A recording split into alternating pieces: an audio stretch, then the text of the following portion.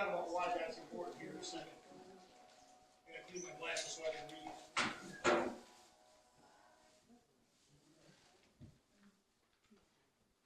Are you recording, Sir Sean? Yes. Okay. All right. In the Olivet Discourse, Jesus gives us a number of disclaimers, and we're going to talk about 6 of them specifically that are very important to us going forward in this study. Now, what is a disclaimer? A warning. That's a good way of saying it. Okay? Either a warning or a, what's the other word I'm looking for? Maybe you ought to consider this. Okay? Where's the one place you see a disclaimer every day if you watch television? What kind of commercials specifically? Medical commercials. Every medical commercial you've ever seen has a disclaimer. It basically says, this might cause this, and it gives you all that list of potential symptoms, side effects, okay? That's a disclaimer. That's what disclaimers are, okay? Disclaimers help us understand the truth, if you will, okay? They're often come in the form of warnings. Riley's absolutely right. They often come in the form of a warning. Be aware, because, okay, that's part of disclaimers.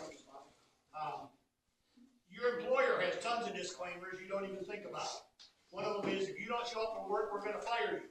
Okay? That's a disclaimer. You need to know. I have one left. It's your lucky day. Give that to Sir John. You're not even supply you with a penny. I'm sure. Good catch. Okay. Yeah, got it. Okay.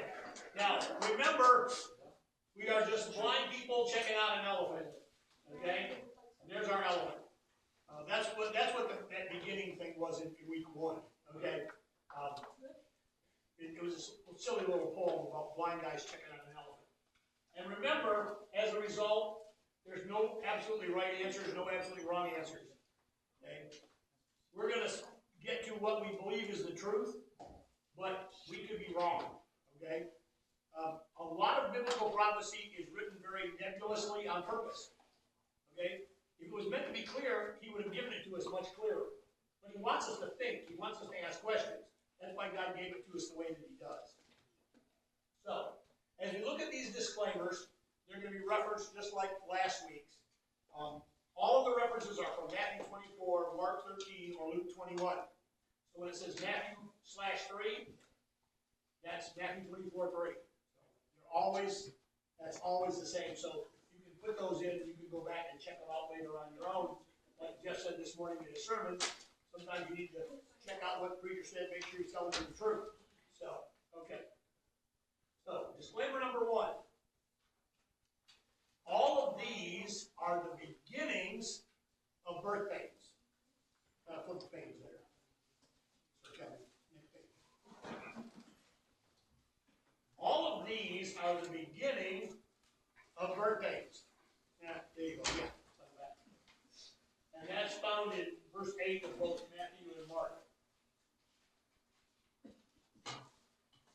Now, these things here refers to the stuff that he started with, the rise of false messiahs, wars, rumors of wars, famines, and earthquakes.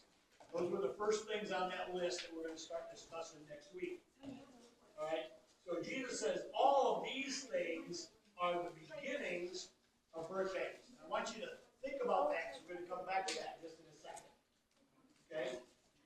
Now, Luke has a little different take. Luke says this: these things must happen first, but the end will not come right away. All right? Now, the reason we're looking at Matthew, Mark, and Luke is they give a slightly different twist on the same theme. Okay? And here, again, these things refers to that same stuff that Matthew and Mark were talking about. Yes, it's referencing one, not 1A. So, these things must happen, but notice the end will not come right away. Now that tells us something.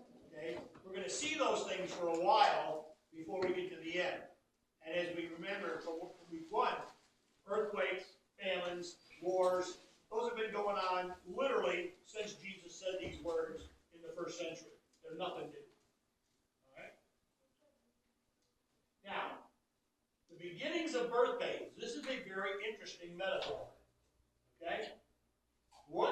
suppose that it means?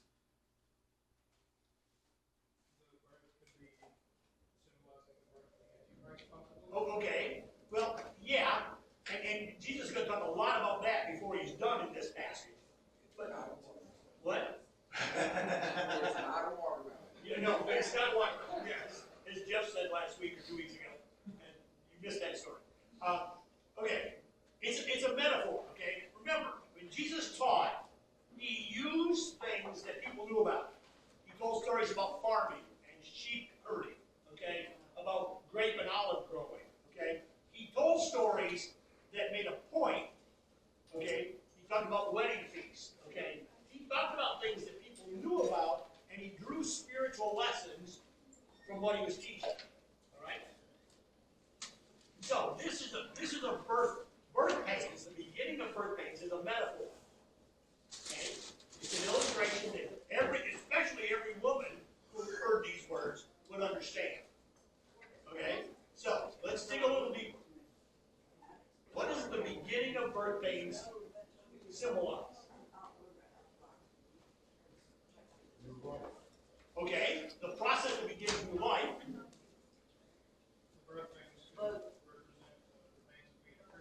Okay. Okay, you guys are making it way too difficult for yourselves. No, I love answers. I love it when people participate. It's really simpler than we're looking at.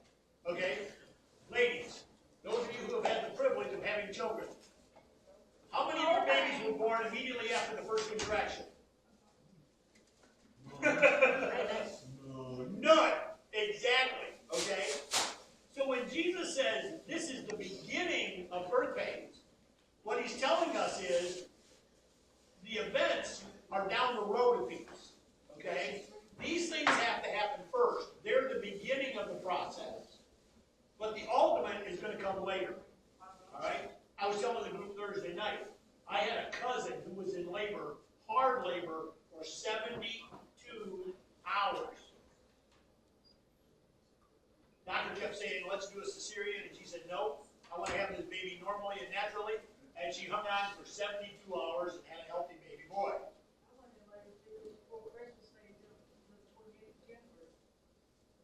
With pretty much constant labor? You poor thing.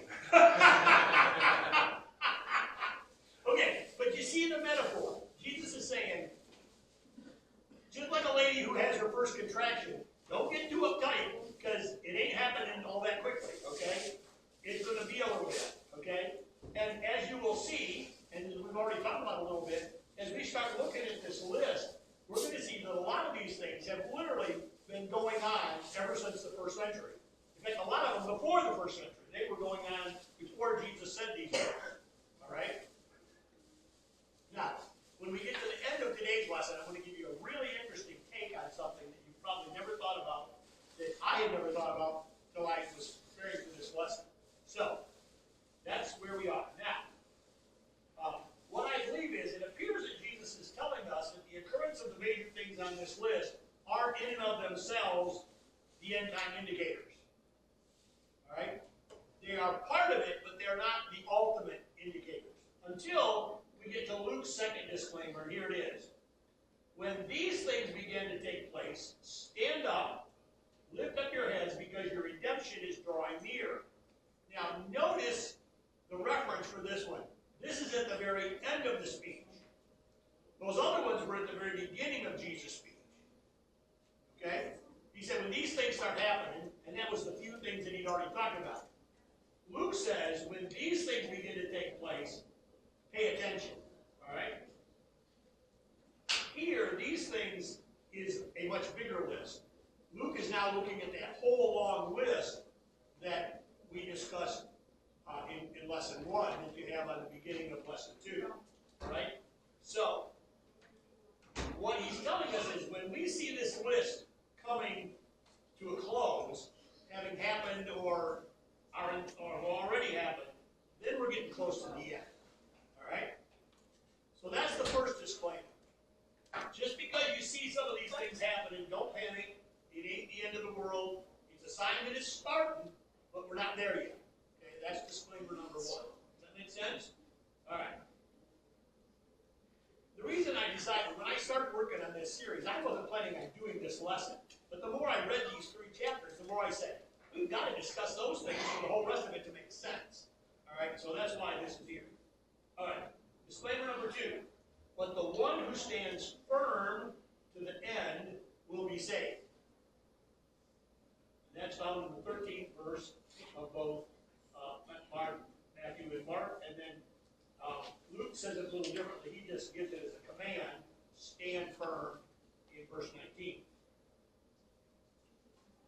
The one who stands firm to the end will be saved. Now,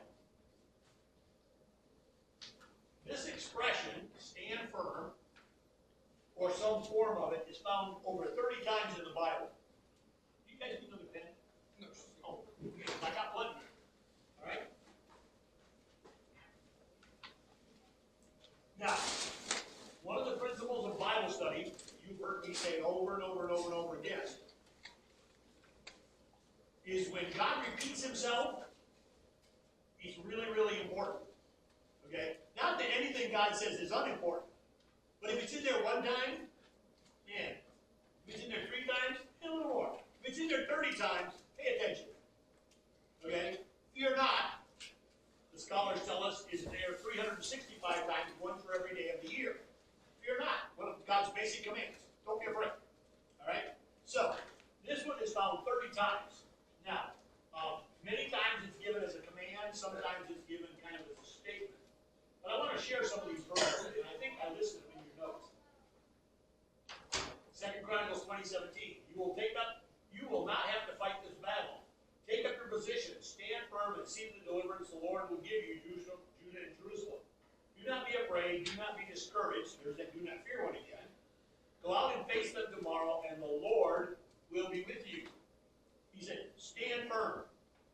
Now, this is a military situation, obviously. What does it mean for a soldier to stand firm? What? Hold your ground, not retreat. Exactly. Okay? So he's saying, hey, just stand firm, hold your ground, watch, you'll see what's going to unfold. Okay? And in this case, God said, I'm going to fight the battle. You just stand there and watch. You don't even have to do anything. And in a lot of ways, that's true of the end time stuff. We just got to watch it unfold. Pay attention to how it happens. Proverbs 10:25. When the storm has swept by, the wicked are gone, but the righteous stand firm forever. Jesus' last story that Jesus told in the Sermon on the Mount. The guy who built his house on the rock, the guy who built his house on the sand. Okay? That's another one of those metaphors. Something people understood. The house on the sand got swept away by the storm. The house on the rock stood firm. It's exactly what Proverbs is telling us. Solomon wrote the exact same thing hundreds of years before. When the storm has come, the wicked are swept away, but the righteous are standing firm because they've got a better foundation. Matthew 10:22. You will be hated by everyone because of me, but the one who stands firm to the end will be saved. This is Jesus alluding to what he was going to say in Matthew 24. Okay? Remember, one of the things in that list that we talked about last week was there will be hatred of Christians by the world. Jesus predicts it right here. He said the world's going to hate you, but stand firm. Be steady. Don't back up. Don't retreat. 1 Corinthians 15:58. Therefore, my dear brothers and sisters, stand firm. Let nothing move you. There's pretty plain. Always give yourself fully to the work of the Lord, because you know that your labor in the Lord is not in vain. Do your thing for God. Stand firm in what you believe and why you believe it, and God will reward you. That's exactly what he's telling us. And then finally, in Ephesians chapter 6, we all know the armor of God passage. Stand firm then, with the belt of truth buckled around your waist, the breastplate of righteousness, the helmet of salvation, all those good things. The shoes of peace, you go the whole verse. Okay? But you see that stand firm. Okay? Now we've already answered this question. What does it mean to stand firm? Don't retreat. Don't back up. Hold your ground. So, based on what we've just been reading, what helps us stand firm when times are bad? Faith.